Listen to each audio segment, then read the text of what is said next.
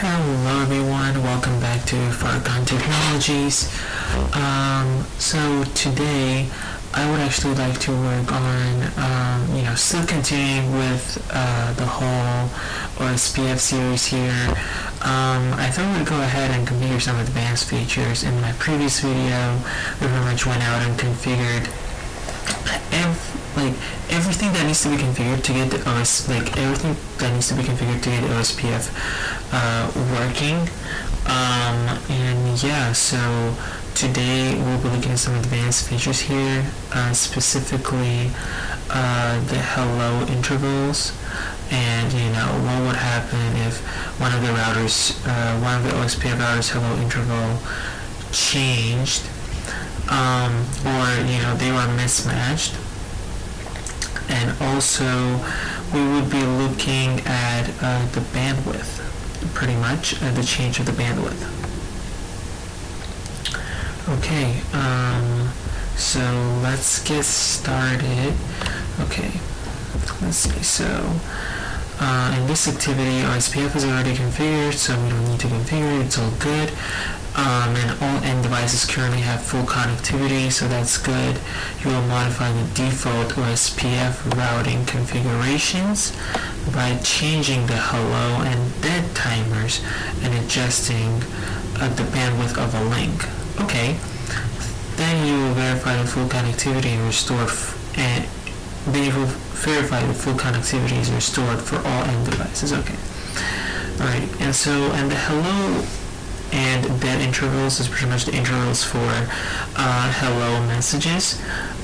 So for example, a hello timer would be how often the hello messages are sent, and the dead interval would be how much time after the hello timer is expired it needs to wait to actually start sending out messages that a specific subnet or a specific router is no more working, and so therefore that router is not working. So let's get straight into it here. So let's go to R1 like we're told. Okay, so let's see. Let's check actually the interfaces. Show IP OSPF interface.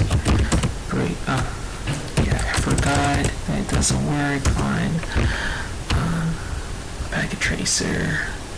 Okay, so we're looking at hello intervals. As you can see, we're going to be changing the S00's interval. For G00, the interval is 10, 40, 40. So 10, hello interval is 10. Dead is 40. So usually the dead timer is 4 times larger than the hello one. So let's go ahead and look at S00 here. Okay, I see it here. Okay, as we can see, it's a point-to-point network, and hello timer is 10.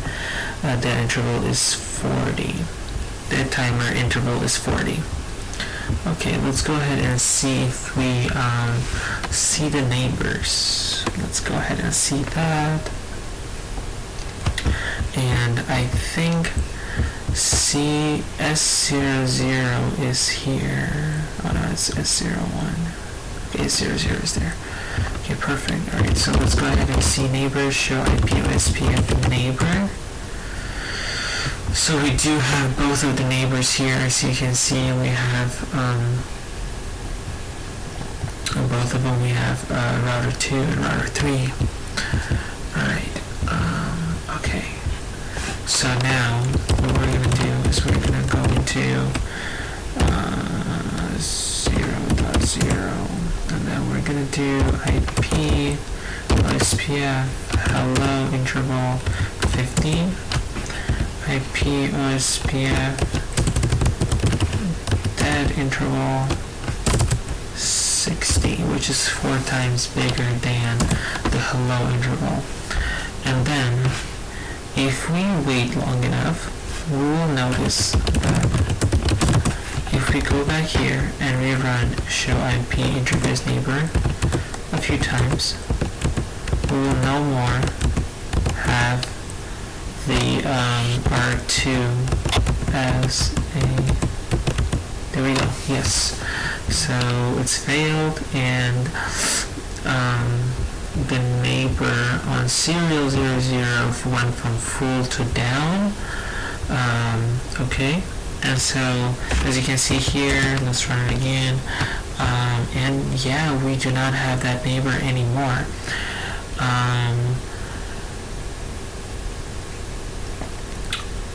So this is what happens. The neighbor relationship doesn't form when the timers for hello messages are mismatched. I do know that the timers might vary based on the network type. Not the network type, sorry. Not the network type, let me show you. Well, yeah, actually, no, that is a network type. Sorry about that. I was confused. I like the state here also says point to point, but yeah. So sometimes it depends on the network type, but here I see it's set to just whatever, to the same thing that it would show at the broadcast network type. But yeah, I mean, I've seen it sometimes that it varies, sometimes I've seen that it's the same, so that is a bit of a weird one, but so just long story short, this is pretty much what happens when they are mismatched on two different routers. So let's go back and interface S000, and then we'll just go back to, we'll just do 10, and then we'll go back and do 40. And if we go back, show IP OSPF neighbor, it should form a neighbor relationship. As you can see, it just formed a neighbor relationship back.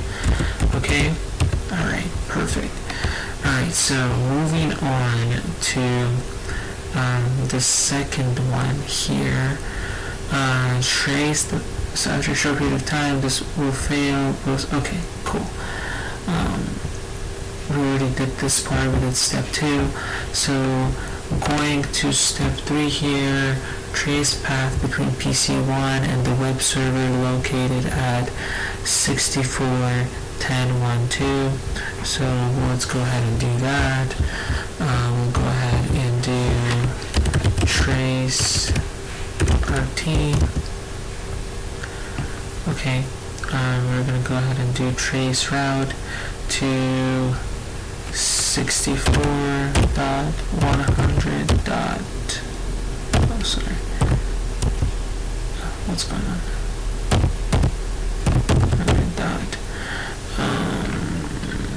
1.2, the trace route. We can see that it goes through just fine, and it takes the S00 route. It looks like it goes from here. So it goes from here to here. Then it goes from router 1 to router 2, from router 2 to the internet, from the internet to the web server. Okay. So on our serial 00 interface, set the bandwidth to 64 kilobits. This doesn't change the actual port speed, only the metric that OSPF process on our one will use to calculate best route. So yes, if you run this command here, I'm going to go ahead and show you the costs of our interfaces right now. Okay, so for serial 00 we have cost 64. Okay, and obviously there's a special formula for that. You could totally find it in the official materials, the official Cisco study materials, or you could also check it out at one of the David Bumble's videos. So pretty much this is the cost for S00, this is S01, and for, as you can see, for gigabit Ethernet that's 1, so it's a good cost. Okay, so let's see what happens when you set the bandwidth again, keep in mind that it doesn't actually it doesn't change the actual port speed. It's only the metric that OSPF uses to process. The OSPF process. Sorry, only the metric that the OSPF process on our one will use. Okay.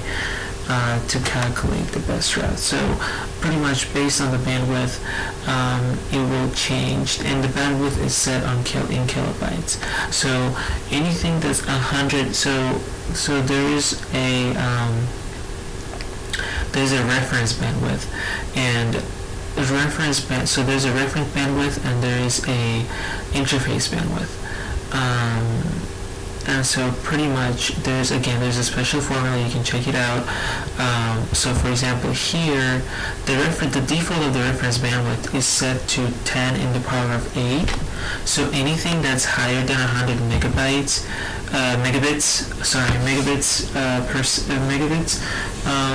it will end up equaling to cost of 1. So anything that's underneath that obviously will vary. So let's go ahead and change the bandwidth. 64. Okay, alright, and then let's go ahead and see how it changed. As you can see, it changed dramatically. It's not a good route right now for the packet to take, or for the router to route the packet through, because it would take much longer time than if the router was to route it through S001, which has cost 64, which pretty much is faster. So it tells us to go ahead and trace route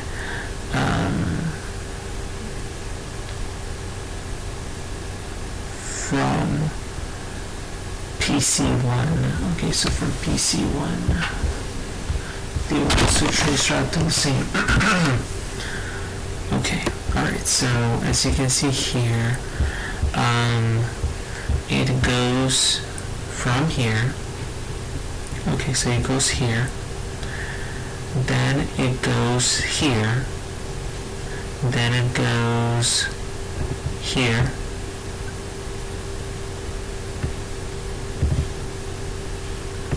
hold up, wait, what is the,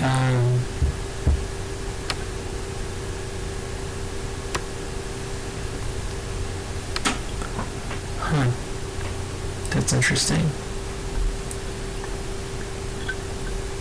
172.611, 192.168.10.6. Okay, it's here. I'll just look this up real quick.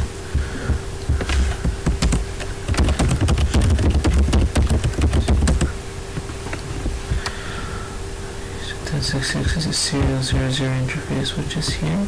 Yeah. 10.00, okay.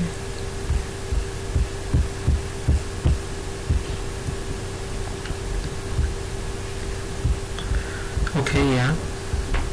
And then here, if we look up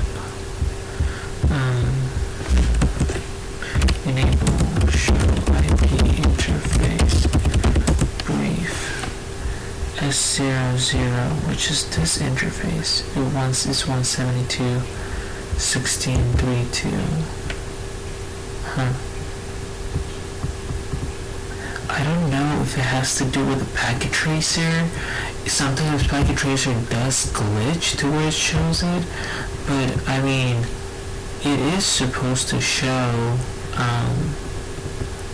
the IP address of the S01 interface, which is 192.168.10.9. Yeah, that is a bit odd actually, but it does show this IP address. Okay, yeah, that is a bit. It could have something to potentially do something with packet tracer, but nevertheless, so the packet in this case, if before the bandwidth adjusting our bandwidth, it would go from here. It would go from the PC1 to R1 to R2 to the internet and then to the web server. Now it goes from here to here, to here, to here, to here, to here. Okay? Alright.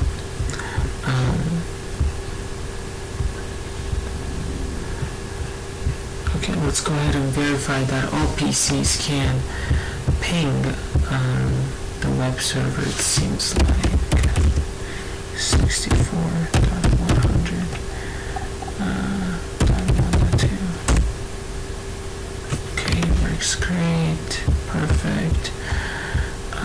Same thing here.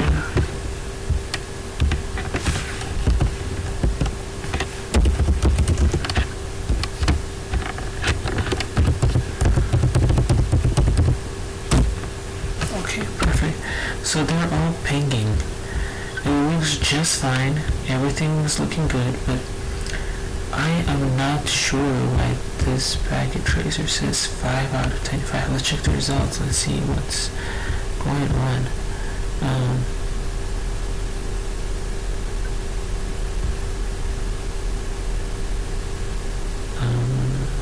Okay, that's a bit odd. I've never seen that before. Okay, well, let's go ahead and it said R2 and R1. Let's go ahead and check show IP OSPF neighbor.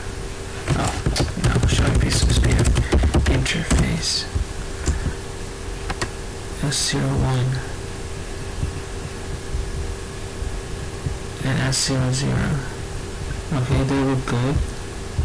1040, 1040. Okay, yeah. So those look good. Hold up.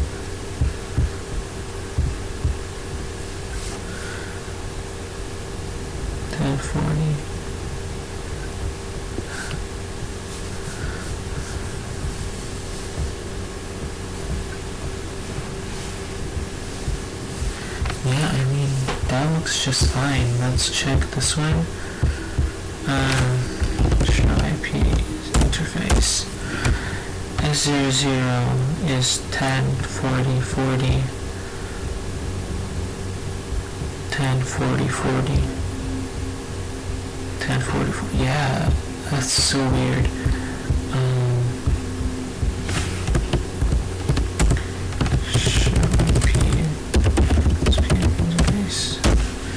Check this. 104040, 104040, 104040. Yeah. It you know, it seems like it could be the packet tracer thing. I mean, obviously we all know that you know, if the intervals were off, they wouldn't be able to connect.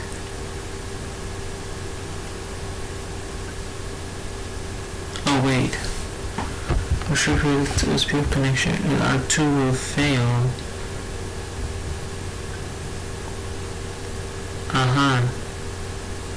Oh, okay, so it asked us to actually adjust the times on R2. Okay, alright, makes sense now. Makes sense, alright.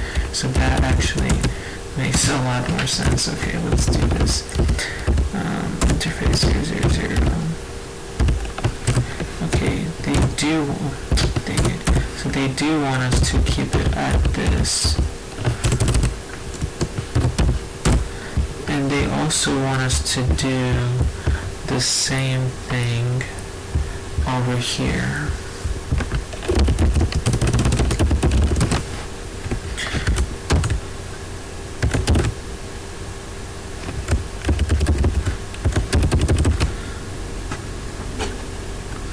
Man, what's going on? Control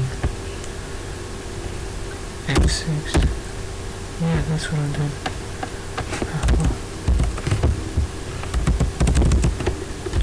Control X6, come on.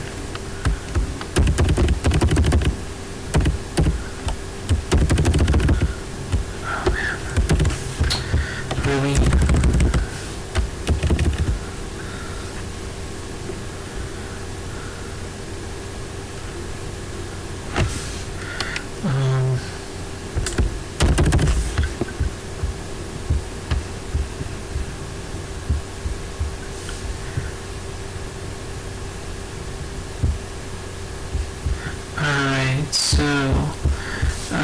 figured it out. I'm currently using my laptop, but on my keyboard, I can just do Control-Shift-6 and it will just exit that screen right away, the domain server translation. But I'm not sure why it's not working on my laptop. But anyways, let's do the same thing here.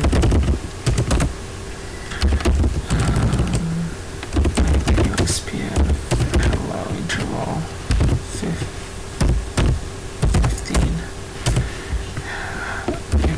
OSPF, that interval 60. Yeah, okay. Alright, it looks like they should be neighbors now. Yeah, there we go. We went from loading to full, so they are good to go. Show IP OSPF neighbor. Yes, okay. Alright. So they're neighbors again. They're neighbors now. Once more. And yeah, like I said, it's a bit weird when we trace route after the bandwidth change and it shows a whole different IP address as opposed to what it's supposed to arrive on. But again, it could be just the packet tracer thing. I mean, we didn't have to configure any IP addresses, and when we remember when we check the IP show IP the interfaces on R2 show IP interface brief command, the IP addresses all look just fine. So yeah, I think we could just disregard that. Again, if it bothers you, you could just go ahead and look it up, but to be completely fair, for this exercise, we're pretty much done.